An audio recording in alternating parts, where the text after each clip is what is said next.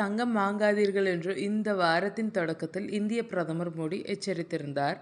அடுத்ததாக தங்கம் மற்றும் வெள்ளியின் இறக்குமதி வரி 6% 15% உயர்த்தப்பட்டுள்ளது. இதனால் தங்கம் விலை பவுனுக்கு கிட்டத்தட்ட 5360 உயர்ந்தது.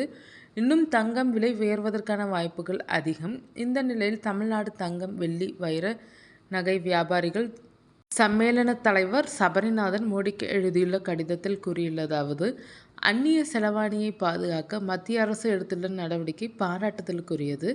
இந்த இக்கட்டான நேரத்தில் இந்திய அரசுக்கு ஆதரவாக உறுதுணையாக இருக்கிறோம். அரசின் நடவடிக்கைக்கு ஆதரவு தெரிவிக்கும் விதமாக தமிழ்நாடு முழுவதும் உள்ள கிட்டத்தட்ட 30,000 நகை வியாபாரிகள் தங்க நாணயங்களை விற்பதை நிறுத்த உள்ளனர். மேலும் தங்க சேமிப்பு சம்பந்தமான எந்த திட்டங்களையும் அவர்கள் ஊக்கப்படுத்த போவதில்லை. தங்கம் நகை வர்த்தகத்தை சார்ந்திருக்கும் தொழிலாளர்களின் வாழ்வாதாரத்தை பாதுகாக்கவும், தங்கம் இறக்குமதியை கட்டுப்படுத்தவும் தங்கத்தை உலோக வடிவில் வாங்கி சேமிக்கும் கோல்ட் ETF, டிஜிட்டல் கோல்ட் ஆகியவற்றை உடனடியாக தடை செய்ய வேண்டும். தங்கம் இறக்குமதியாளர்கள், விநியோகஸ்தர்கள் மற்றும் புல்லியன் டீலர்கள் பதிவு செய்யப்பட்ட விற்பனையாளர்களுக்கு மட்டுமே தங்கத்தை விற்க வேண்டும்.